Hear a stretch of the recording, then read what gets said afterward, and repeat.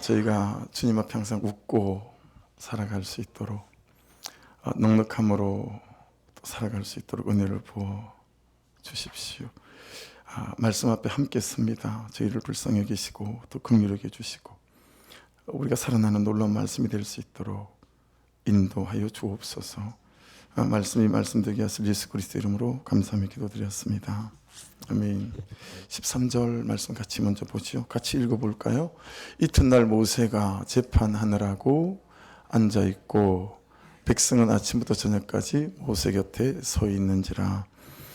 여러분, 모세가 하는 재판은 어떤 재판일까요?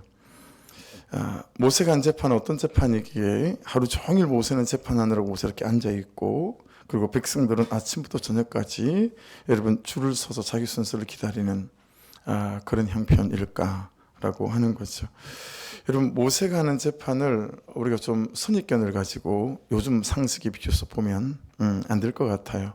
요즘이야 입법, 사법, 행정 이렇게 세 개가 다 분리되어져 있잖아요, 그렇죠?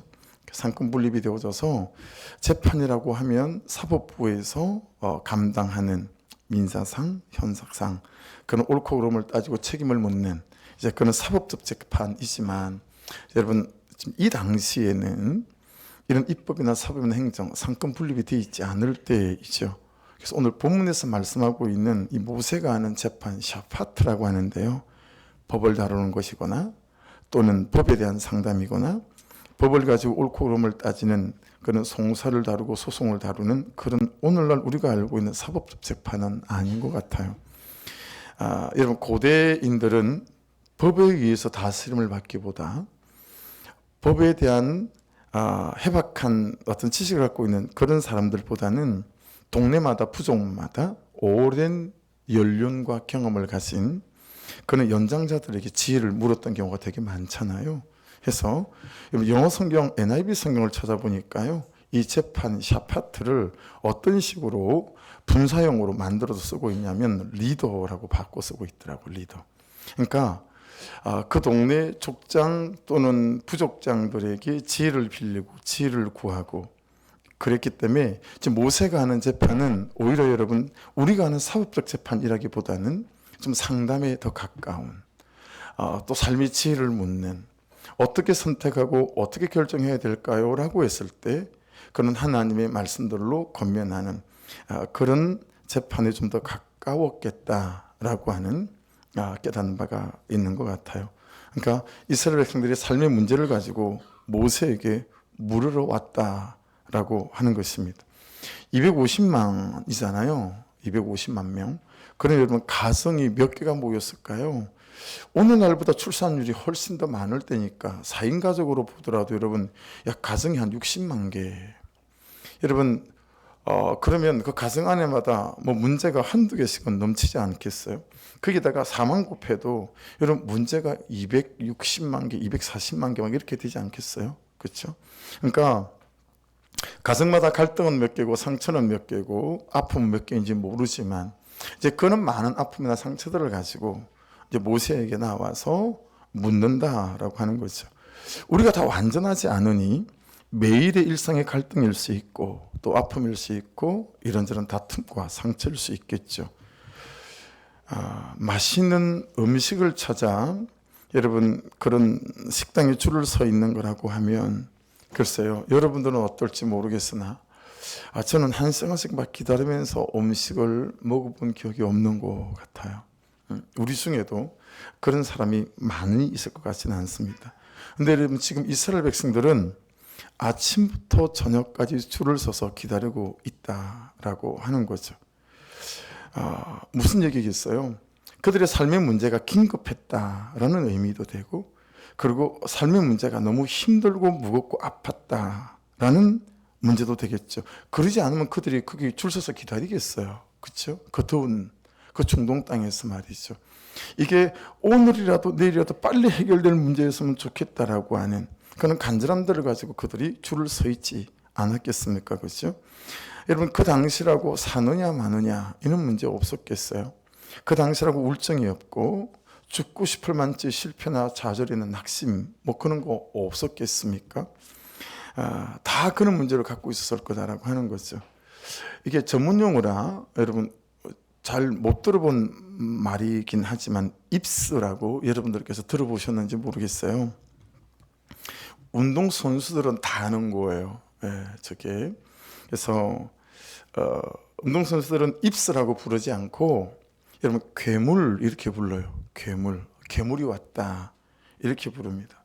한 가지 예를 들어드리면 야구팀 중에 프로팀 두산 베어스라고 하는 그게 외야수 출신 김준호라고 하는 지금은 이제 두산 베어스 팀의 연습구장의 책임자로 있는 그런 분인데 뭐 나이가 많지 않아요.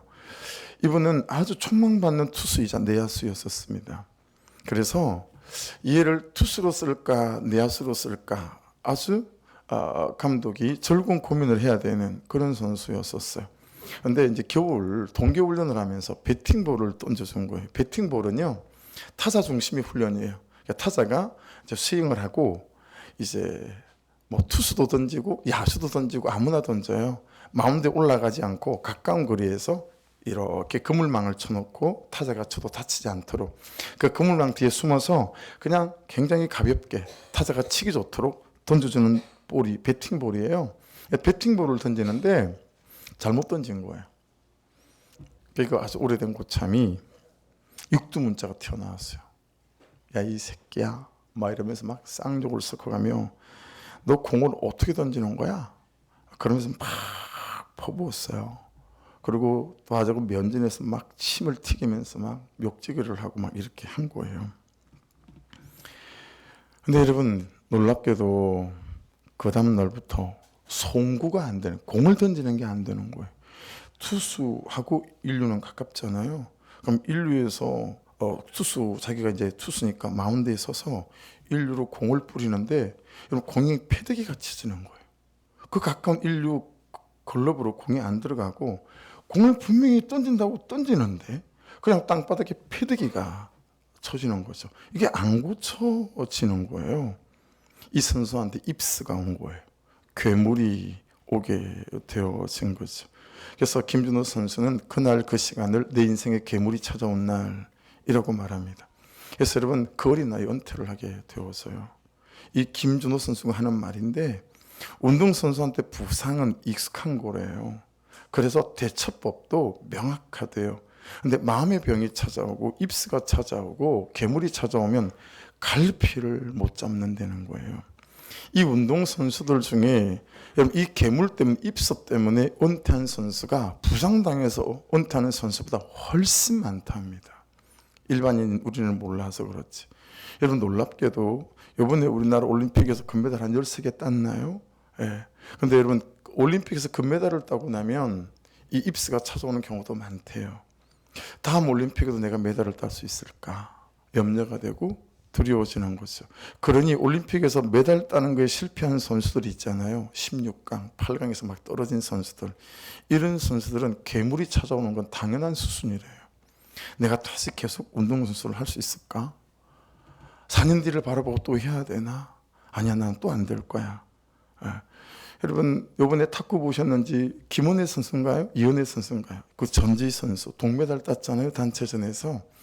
여러분 보니까 독일 선수 중에도 중국에서 기여한 탁구 선수가 있대요. 우리나라에도 그 두 선수는 중국에서 기여한 우리나라 선수였어요.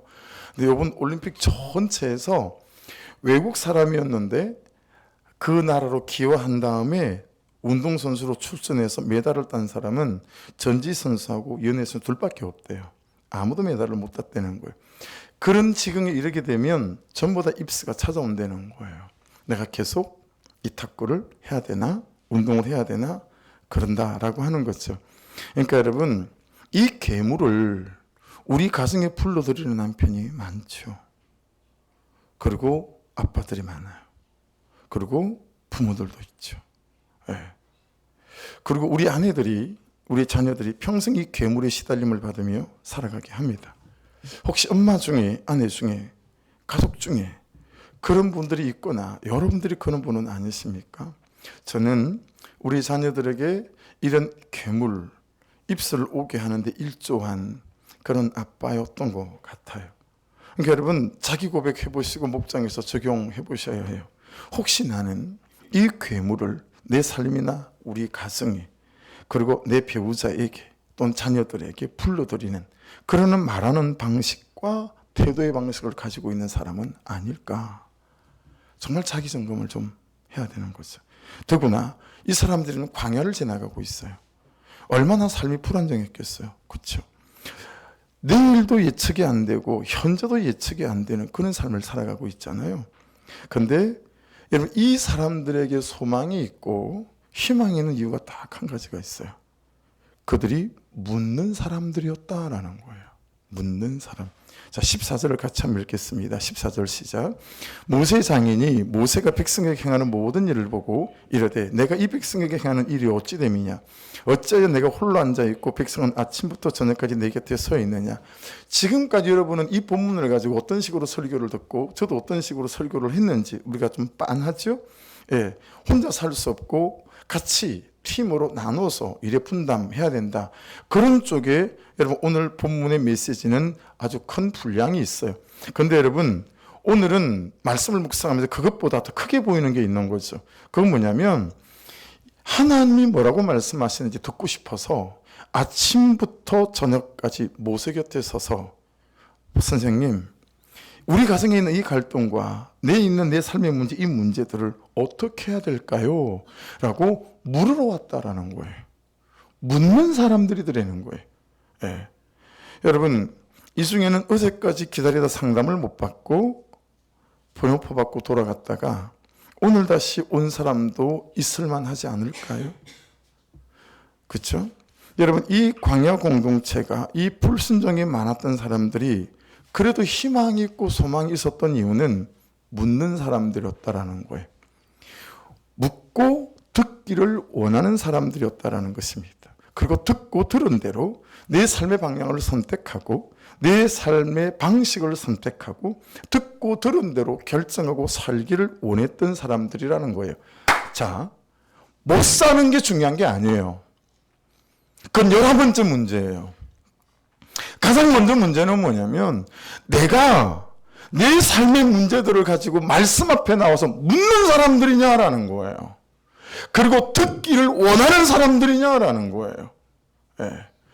하나님을 신앙한다라고 하는 거, 신앙생활한다라고 하는 것에 가장 앞에 있는 방점은 뭐냐면 내가 하나님의 말씀 앞에 내 삶의 문제들을 가지고 묻느냐라는 거예요. 그리고 듣기를 원하는 사람인가? 라는 거예요. 여러분 정말 적용해 보셔야 해요. 문제 많은 사람, 문제 많은 가정, 문제 많은 관계, 문제 많은 공동체가 문제가 아니다. 그 문제를 들고 가서 묻지 않고 듣지 않으려고 하는 것이 진짜 우리의 삶과 관계를 망하게 하는 거다라고 하는 거예요. 여러분 오늘 말씀에 정직하게 여러분들을 대입하고 그리고 반응하셔야 합니다. 적용 질문. 나는 묻는 사람인가 말씀에? 그리고 나는 말씀에 듣는 사람인가? 라는 거예요. 여러분 오해하지 마십시오. 오늘 말씀을 잘못 들으면 오늘 말씀 중에 한 2가지 포인트는 오해하기 쉬운 부분들이 있을 수 있는데 제가 그 대목마다 잘 말씀을 드릴게요. 여러분 그냥 자기 주장을 말하는 사람과 자기 자신에 대하여 자기 삶에 대하여 묻는 사람은 다릅니다. 자, 묻는 사람은 the person asking이라고 합니다. 묻는 사람이에요. 예. 하지만 단지 자기 주장을 말하는 사람은 여러분 the speaker라고 합니다. 여기 달려있는 스피커 보세요. 얘는 이 스피커는 여러분 못 들어요. 지 말만 하는 거예요. 자기 말만 하는 거예요. 자기 주장과 자기 논리만 펴요. 전 우리 자녀들에게 이런 삶을 많이 살았습니다. 그리고 그 대까지 물을 톡톡히 치르고 있고 용서를 구하고 있고 용서를 받아 나가요. 예. 배운 게 있고 살아온 삶이 있기 때문에 논리적으로 잘 말할 수 있어요. 우리 아이들이 논리로 저를 당하겠어요? 원리로 저를 당하겠어요?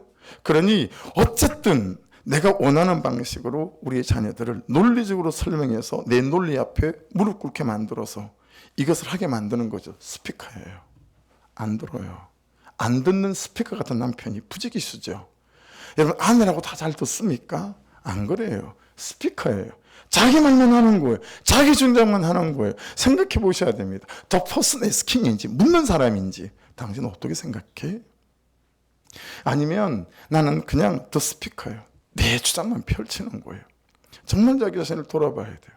신앙으로 가져와 볼까요? 여러분, 하나님께 물으세요. 하나님께 듣기를 원하세요? 하나님, 내 삶의 이 문제에 대해서 어떻게 생각하세요? 내가 어떻게 해야 되는 거죠? 라고 말씀으로 묻는 거냐고요. 여러분, 이 묻는 사람들은 자연스럽게 리스너가 됩니다. 듣는 사람. 묻는 사람은 듣는 사람이 돼요. The person asking은 반드시 리스너가 돼요. 여러분, 얼마나 다른 삶을 만들어낼까요? 그죠? 이 스피커랑 그러지 않고 묻고 듣는 사람의 부부관계와 그 가정과 내 신앙생활은 얼마나 달라질 수 있을까요? 이거 정말 오늘 말씀 앞에서는 적용해 보셔야 해요. 나는 묻는 사람, the person asking인가? 아니면 단지 내 주장만 말하는 나는 the speaker인가? 아니면 그래서 정말 잘 묻고 나는 listener, 듣는 사람인가? 여러분, 자녀들에게 듣는 사람이세요? 아니면 스피커이세요? 예? 어떻게 자녀를 키우시죠?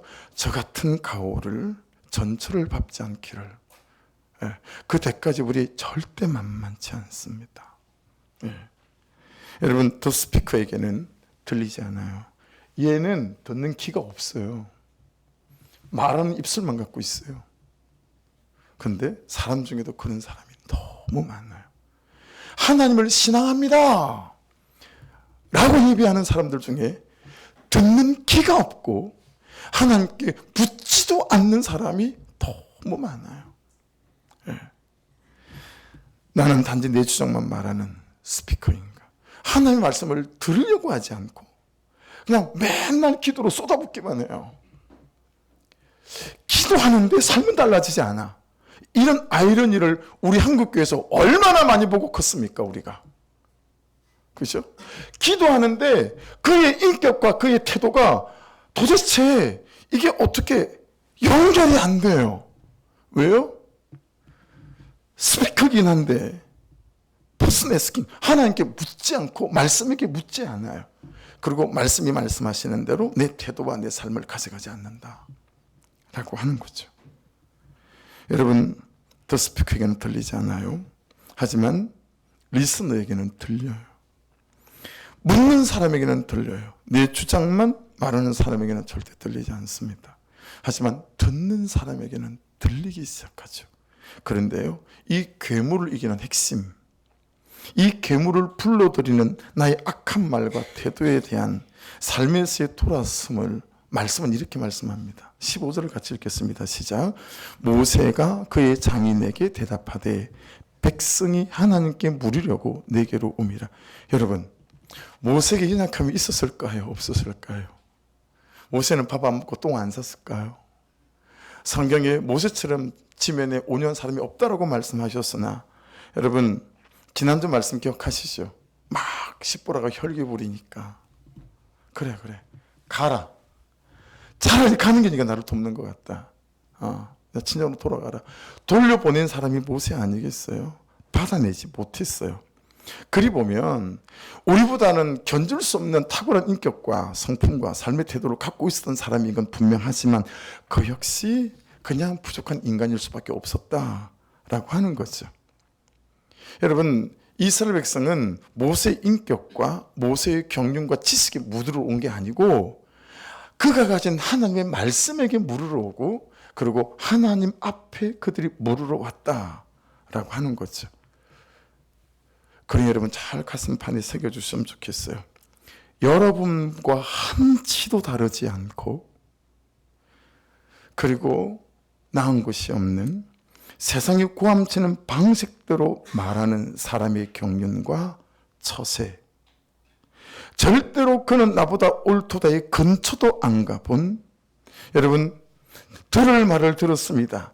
이게 어느 나라에서 쓰고 있는 말인지도 모르는 그 사람의 인격에 묻지 마시고 사람에게 묻지 않는 은혜가 있기를 주의 이름으로 축복합니다.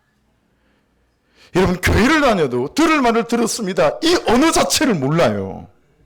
그는 나보다 옳도다. 이게 어느 나라 국어인지 몰라요.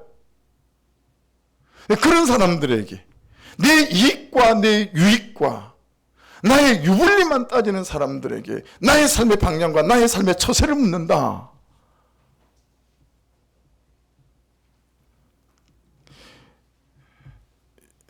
여러분, 신앙생활은 일주일에 한 번 교회 오고 예배하는 게 다가 아닌 것 같아요. 내가 하나님을 신앙합니다 라고 하는 의사표시는 될 수 있으나 내가 정말 하나님을 신앙하는 것은 하나님 그분의 말씀에게 나를 묻는 거예요.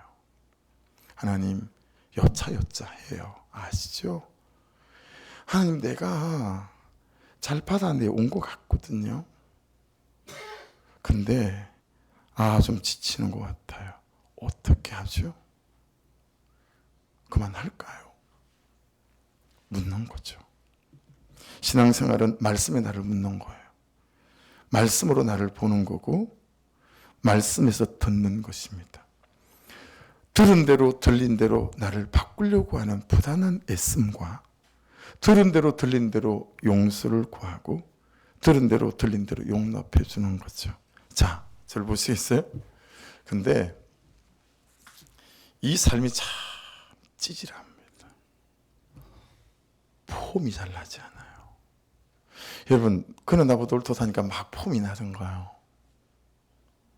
할만하던가요? 여러분, 이거 부끄럽지만 주중에 있었던지 찌질함.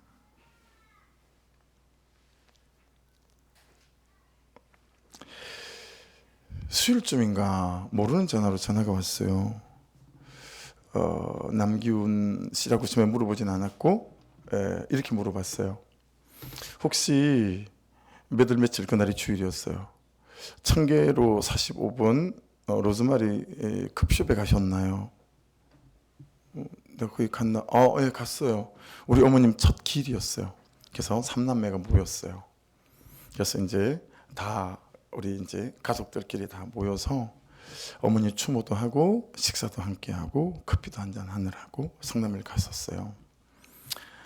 카페에 파킹을 하는데 파킹할 장소가 없는 거예요. 그래서 정식 주차장은 아닌데 공간이 좀 있었어요. 근데 옆 차하고 진짜 요만큼, 옆에 기둥하고 요만큼, 백미러를 접었다가 집어넣고 다시 백미러를 필 정도였기 때문에 정말 좁은 데였어요. 그래서 그냥 파킹해서 잘 집어넣었어요. 근데 여러분, 운전자만 느끼는 세미한 느낌 아시죠? 그냥 탁 파킹 다 끝냈는데 살짝 어디 걸렸나? 근데 앞에 기둥이 바로 앞에 딱 있었기 때문에 그냥 그 기둥에 걸렸나? 그냥 그는 아주 정말 뭐 이렇게 어디 부딪힌 것 같지 않은 그런 느낌. 그래서 그냥 그렇게 파킹을 했는데 파킹에서 내리고 보니까 사람이 빠져나갈 공간도 없고 제가 이게 차를 못 뺄 것 같은 게 나중에 뒤에 공간이 이만큼 남아 있고요. 또 주차가 돼 있는. 그리고 그 기둥하고도 이만큼이고. 그러고 보니 그 형이 차를 저쪽에 태우고 나오더라고요. 안쪽은 있나 보다. 그냥 차를 빼가서 그쪽에다 댔죠. 근데 그 마지막에 내가 느꼈던 느낌 있잖아요. 그게 옆에 있는 투싼이라는 자동차를 제가 스친 거예요. 근데 저한테 그런 마음이 있었어. 여기 이렇게 스쳤나? 근데 쳐다보니까 제 차는 뭐 원래 뭐 범퍼 같은데 막 그렇게 있고 살짝 그치는 건 다들 그냥 저 같은 경우 보내니까 그 차도 여기저기 범퍼에 상처가 많았어요. 지금 뭐 긁은 상처가 아니라 뭐 내가 긁었어도 표도 안 나게끔 돼 있는 거 있죠. 근데 그게 블랙박스 다 찍힌 거예요. 제가 내려서 긁혔나? 그리고 그 차도 살피고 제 차도 살피고 그것도 다 찍히고 그리고 또 이 사람이 차를 뺀 거죠. 제가 그래서 이거 집에 박아놓고 안 들키려고 다른 데로 이동 주차했나 보다. 이 사람은 그렇게 이제 완전히 마음을 오해를 한 거죠. 그리고 이제 고발을 한 거예요. 성남경찰서 교통局에다가. 그래서 선생님 요 차에 차인데 뭐 부딪혔는지 안 부딪혔는지 확실하게 모르겠지만 선생님이 범퍼를 살피고 이런 거 보니까 부딪힌 것 같은데 어떻게 처리하겠어요? 그래서 제가 바로 그럼 제가 그렇게 했나 봐요. 그분 전화번호 가르쳐 주시면 제가 연락해서 처리를 하겠습니다. 뭐 그렇게 해서 이제 그분하고 문자가 몇번 왔다 갔다 했어요. 근데 제가 변명하는 것처럼 자연스럽게 들리지 않겠어요? 그래서 그분이 이렇게 보냈어요. 내리시고 제 차량, 본인 차량 확인하시는 거 CCTV에 다 찍혔습니다. 주차자리 옮기시는 것까지 다 찍혔어요. 이렇게 이제 너 꼼짝 말아야, 변명하지 마, 뭐 이런 식으로 이제 보낸 거죠. 제가 그게 저녁이었기 때문에 그 다음날 새벽 예배를 인도하고 무릎을 꿇다가 그게 탁 걸렸어요. 그래서 제가 이렇게 보냈어요. 양심과 마음이 괴로운 밤을 보내고 이 문자를 보냅니다. 사실은 선생님, 제가 목사입니다. 앞인 기둥에 서쳤는지 승차에 서쳤는지 모르지만 무엇에 걸린 느낌은 확실히 있었습니다. 그랬다면 이런 일이 있었다고 내용을 알리고 확인하시고 연락을 달라고 한 것이 옳았습니다. 근데 부끄럽게도 그냥 지나친 비양심적인 죄가 있네요. 용서를 구합니다. 목사로 참 많이 부끄럽습니다. 이러지 않아도 되잖아요. 이러지 않아도 충분히 해결할 수 있잖아요. 근데 저는 제가 목사란 말을 해야 됐었어요. 그게 말씀을 따라가는 찌질함이에요. 여러분, 말씀을 따라가는 게 폼나지 않습니다. 정말 폼 안 납니다. 근데 말씀이 말씀하시고 말씀이 그렇게 살기를 원하시니 그 찌질하고 폼나지 않는 삶을 내가 너무 살고 싶은 거예요. 여러분, 심중 말씀을 같이 한번 보실래요? 그들이 일이 있으면 내게로 오나니 내가 그 양쪽을 재판하여 하나님의 윤리와 법도를 알게 하나이다. 여러분, 그들의 일은, 저기서 말하는 그들의 일은 어떤 일이었을까요? 여러분, 나라를 사고 나라를 파는 그런 일들이었었겠어요? 그런 일들 아니었을 거예요. 그렇죠? 보세요. 아는데 안 되고 해야 되는 줄 아는데 못하고 순간의 혈기와 감정을 못 이겨서 저질러 놓은 내 삶의 찌질한 문제들 아니겠어요? 그들이 그런 찌질한 삶의 문제들이 있을 때마다 모세에게 나하고 오는 거예요. 물어보는 거예요. 어떻게 해야 되는 거죠? 이렇게 잘못했어요. 이런 말을 들었어요. 뭐 이런 걸 가지고 그들이 나왔다 라고 하는 거예요. 그래서 여러분, 일이란 단어 있죠. 다바르란 단어예요. 어떤 말로 시작된 일. 여러분, 어떤 말 한마디로 우리 인생이 엉망이 되는 경우 얼마나 많습니까? 어떤 일로 인한 갈등, 사소한 어떤 감정의 충돌로 말미암아가, 여러분 진짜 사내 못 사내 갈등까지 갈 때도 있잖아요. 어떤 사건으로 인한 분노, 절망, 눈물, 아픔, 그런 거예요. 그런 거예요. 그럴 때마다 말씀에 물으러 왔다라고 하는 거예요. 너무너무 중요한 대목이에요. 말씀에게 묻다. 그리스도인이 꼴 말씀에게 묻다. 그리스도인의 삶이 꼴 말씀에게 묻다. 그렇다라고 하는 거예요. 그런데 여기에서 여러분, 다시 앞에 말씀만 보여주시겠어요? 그들이 일이 있으면, 자, 있으면이란 단어 있죠. 있음이란 단어. 그 단어가 무슨 뜻인지 한번 보실래요? 이게 하야라는 단어예요. 야, 정말 무릎을 탁 치게 되더라고요. 자, 보세요. 어떤 일이 있었어요. 하나님께 물었어요. 그때 하나님이, 야, 네가 용납해라. 그래서 내가 용납하잖아요. 그러면 그 일이 과거가 되게 한다라는 거예요. 그 감정이 과거가 되게 한다라는 거예요. 근데 묻지 않고 내 방식으로 덤비면 여전히 그때 사건이 오늘의 나를 아프게 한다라는 거예요. 과거가 안 돼. 그 상처와 그 아픔이 과거가 안 되는 거예요. 항상 그것 때문에 짜증이 나는 거예요. 항상 그것 때문에 내게 분노가 치미는 거예요. 그러니 여러분, 과거의 일인데 현재까지 나를 괴롭히고 나를 아프게 하고 있는 거라면 하나님께 물었는지 체크해 보십시오. 물었는지 체크해 보시고 하나님이 말씀 주시는 대로 미안해. 내가 잘못했어. 용서해 줘. 용서를 구했는지, 그리고 용서를 구하는데 용납해 줬는지. 여러분, 그게 물어서 적용하고 순종하고 반응했으면 과거가 될 줄로 믿습니다. 근데 우리는 너무나 많이 그 옛날에 있었던 그 상처와 그 아픔을 오늘도 여전히 나를 아프게 하는 약재료가 아니라 악재료로 내게 쓰임 당하고 있다라는 거예요. 그 상처가. 그러니 여러분, 물으시고 말씀이 말씀하시는 대로 용납하시고 용서 구하시고 무릎 꿇는 은혜가 있기를 주의 이름으로 축복합니다. 숨막히는 절망이나 모든 것을 끝내고 싶은 상처와 아픔이나 뭐 이런 말이 있고 이런 일이 있고 이런 사건이 있었는데 그런 것을 하나님 앞에 가지고 와서 말씀에게 물었어요. 말씀을 들었어요. 말씀으로 적용을 했어요.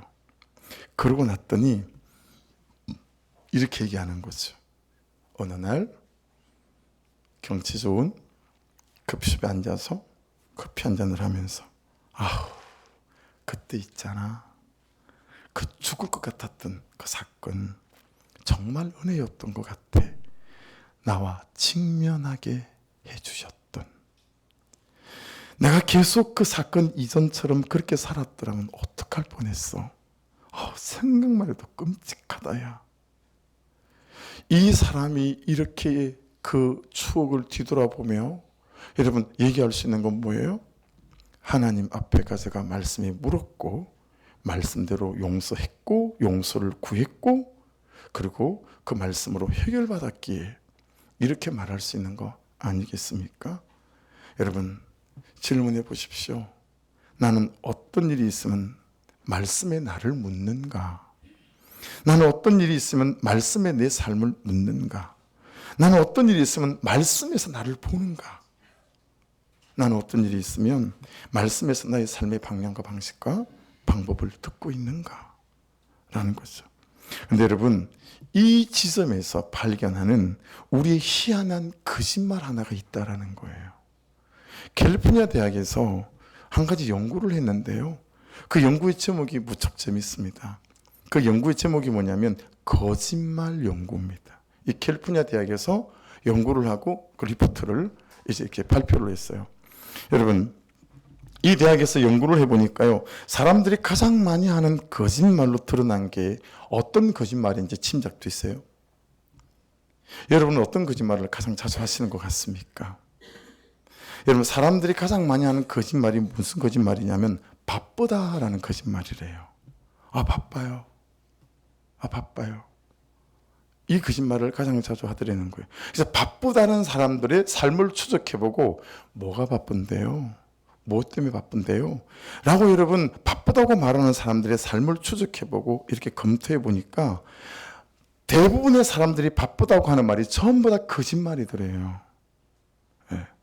여러분 이런 거짓말인 거죠. 바빠서 운동을 못하고요. 바빠서 기도 못하고요. 바빠서 시간이 없어서 아내랑 차 한잔할 시간이 없고요. 네. 바빠서 큐티 못하고요. 바빠서 자녀들과 오붓한 시간 뭐가 어렵니? 말 한마디를 할 시간이 없고요. 바빠서 부모님 못 찾아뵙고요. 바빠서 못 도와주고요. 바빠서 섬기지 못하고요. 바빠서 청소도 못하고 정리할 시간도 없어요. 전부 다 새빨간 거짓말들이 이러더래요. 저는 이 거짓말 연구 리포트에 많이 좀 찔렸어요. 저 바쁘단 말 되게 싫어하는데 성도들이 알아서 나 안 바쁜데 목사님 바쁘시죠? 맨날 이렇게 물어요. 그래서 제가 참 잘못 살고 있구나 이런 생각하거든요. 여러분 왜 안 바쁘겠어요, 그죠? 저도 여러분도. 그런데 왜 이런 말들이 이런 삶들이 거짓말이냐고 말하냐면 바쁜 게 아니라 가치의 문제더라는 거예요. 이해되세요? 아무리 바빠도 내가 그것에 가치를 두고 그것이 더 중요하고 그것이 더 소중하면 사람들은 그게 시간을 쓴대요. 그게 돈을 쓴대요. 그리고 그것부터 하더라는 거예요. 바쁜 게 아니라 내가 그것에 관심이 덜한 거죠. 난 그것이 덜 중요합니다. 라는 뜻이라는 거예요. 가치를 느끼지 못한다라고 하는 말은 이게 바쁘다는 말로 포장을 하고 살더라는 거예요. 어제 신방을 하느라 어떤 분이랑 점심도 먹고 도천역에는 다른 분들이랑 저녁을 먹었는데 점심을 먹는데 아들이 고등학교 졸업한 지 제가 알기로 한 4년, 5년 된 것 같아요. 군대도 다 갔다 오고 했으니까. 근데 갑자기 대학을 가겠다고 공부를 하겠다고 하더래요. 그래서 요즘은 학원을 다니며 공부를 한답니다. 근데 무슨 마음이 들었는지 이 아들이 올해부터, 작년부터인가 이틀 한 번씩 전화를 한다는 거예요. 생전에 그런 아들이 아니래요. 무뚝뚝하고. 근데 전화가 딱 오면 딱 휴대폰을 열어보면 12시래요. 정확하게 12시에 전화를 한대요. 알람처럼 이틀에 한 번씩. 그래가지고 그냥 뭐 식사하셨어요? 그러면 어색해가지고. 왜냐 그런 전화를 한 번도 안 해본 아들인데 전화해가지고 아버지 식사하셨어요? 뭐 몸은 어떠세요? 얘가 왜 이래? 죽을 때가 다 됐나? 뭐 그런 것도 아니고.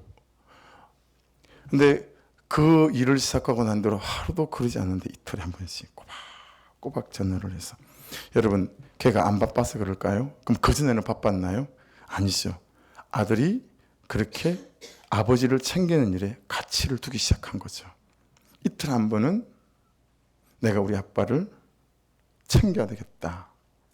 엄마랑도 살고 있지 못한데. 이런 생각을 하기 시작한 거 아니겠어요? 가치를 두기 시작하니까 자기 시간을 할애를 하기 시작한 거예요. 여러분, 말씀 묵상하다 그런 생각이 들었습니다. 이 불순종의 대명사 이스라엘 백성들하고 나하고 둘 중에 누가 더 하나님을 사랑할까?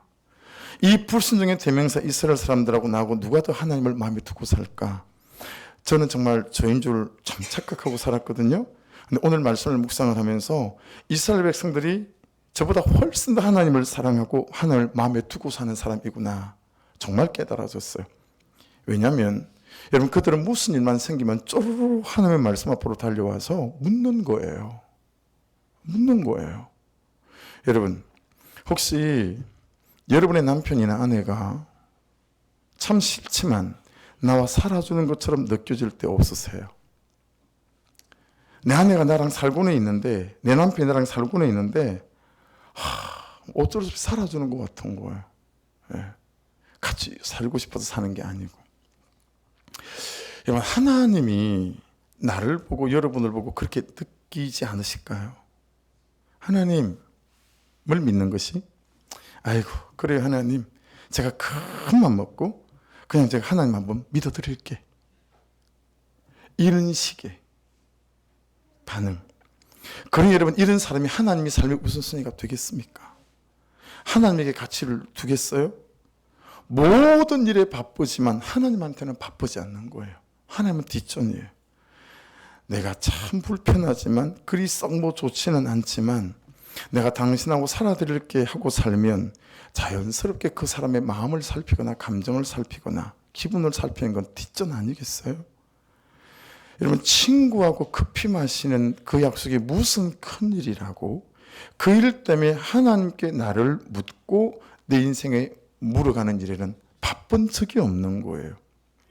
그러니 여러분 저도 그렇고 여러분도 다 그런 거니까 최근에 이런 일이 있었다고 절대 지금 이 제가 드리는 말씀을 오해하시거나 마음 상해하시면 안 돼요. 아시겠죠? 예. 객관적으로 한번 생각해 보자 우리가. 그래서 조심스럽게 드리는 말씀이에요. 간혹 그런 경우 있잖아요. 한 달 전에, 두 달 전에 또는 한 6개월 전에 그것도 내가 은혜가 없고 메마를 때 막 가족들이 친구들이 의사의사 하다 보니까 그냥 어떤 약속이 잡혔던 거예요. 그렇죠? 예. 그런 여행 일정이 잡힌 거예요. 그래서 이것도 피하고 저것도 피하고 주일도 다 예배도 피하고 우리가 그것을 할 때가 있지 않습니까? 그렇죠?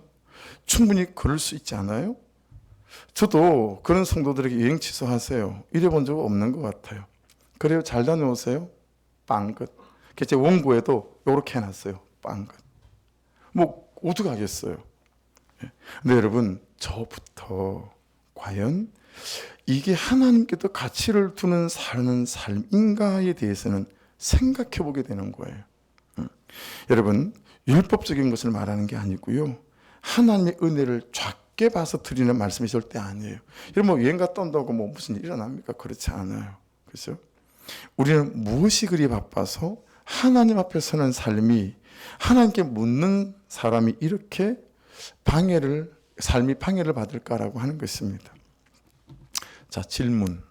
여러분, 하나님은 넘어지지 않는 사람을 원하실까요? 아니면 넘어지지만 수도 없이 엎어지고 자빠지지만 다시 하나님이 필요하고 다시 하나님께 묻고 다시 하나님을 구하고 다시 일어나는 사람을 원하실까요?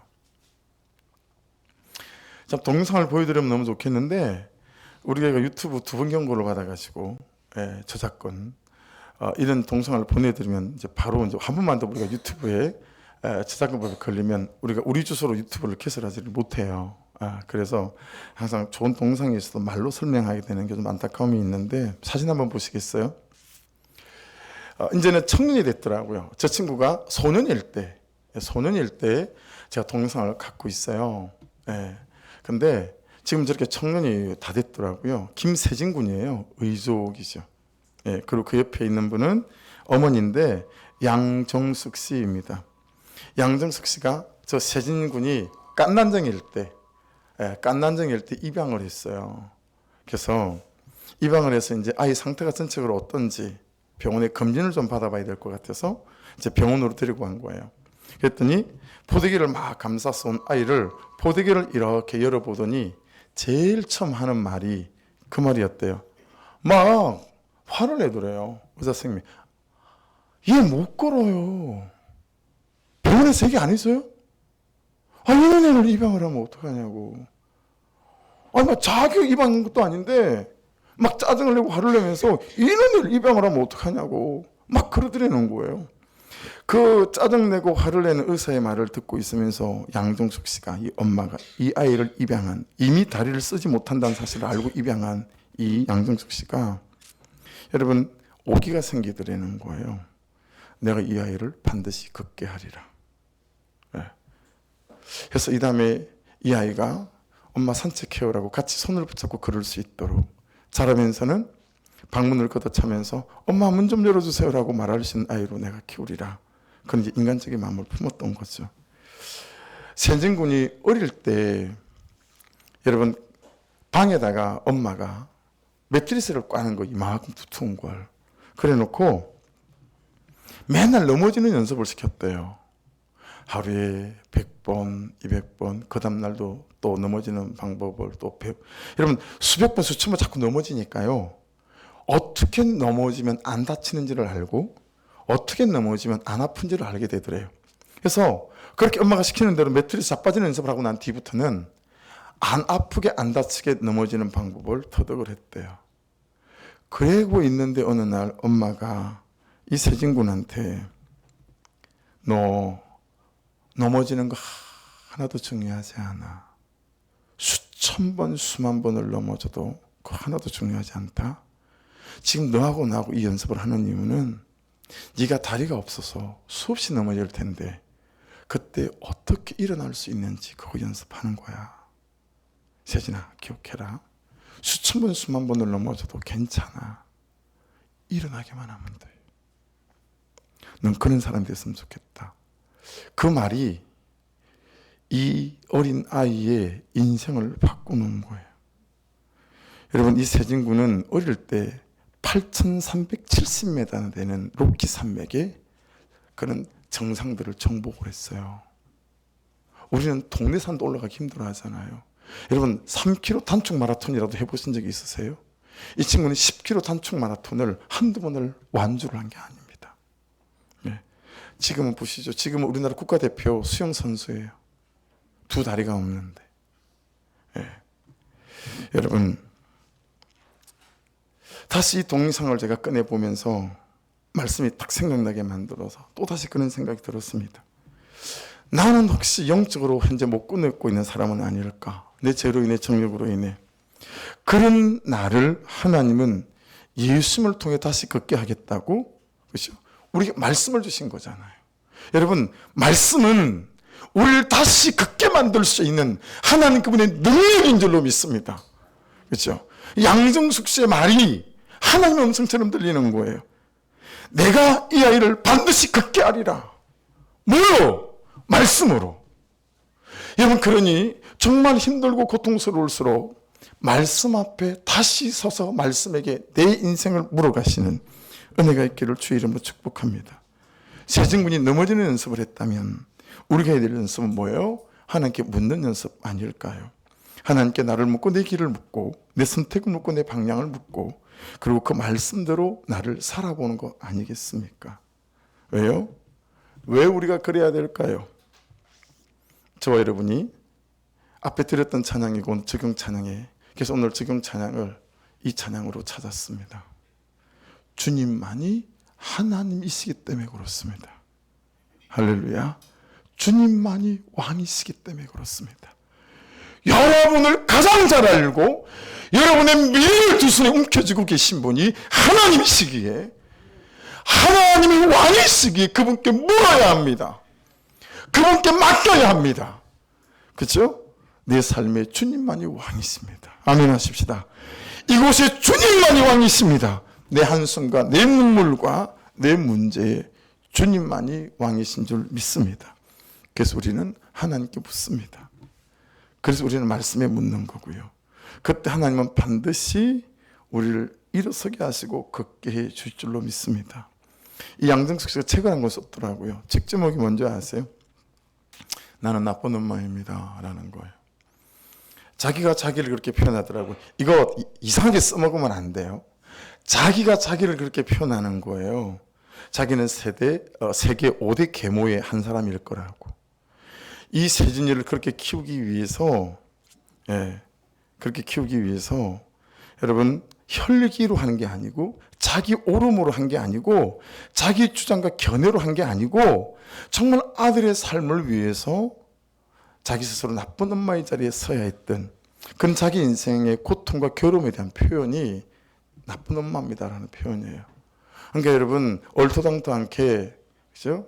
묻지도 않으면서 그냥 내 견해대로 아이들을 키우느라고 혈 부리고 고집 부린 걸 이 엄마처럼 나는 나쁜 엄마입니다, 아빠입니다 이런 식으로 갖다 쓰면 안 되는 거예요. 그죠? 달라요. 그죠? 여러분 우리랑은 하나님의 애통함이 여기 있지 않을까요? 내가 내 죄를 볼 때, 내가 내 죄를 인정하고 용서를 구하고 용납해 줄 때 우리의 가장 아름다운 삶이 시작될 수 있으니, 우리가 그렇게 하나님을 구하기 위해 말씀 앞에 서기를 원하시는 거 아니겠습니까? 예수님 21절 같이 한번 읽어보겠습니다. 시작. 너는 또 온 백성 가운데서 능력 있는 사람들 곧 하나님을 두려워하며 진실하며, 세 번째 불의한 이익을 미워하는 자를 살펴서 1000부장, 50부장, 100부장 뭐 다 사물해요. 여러분 장인 이두루를 통한 하나님의 음성이죠.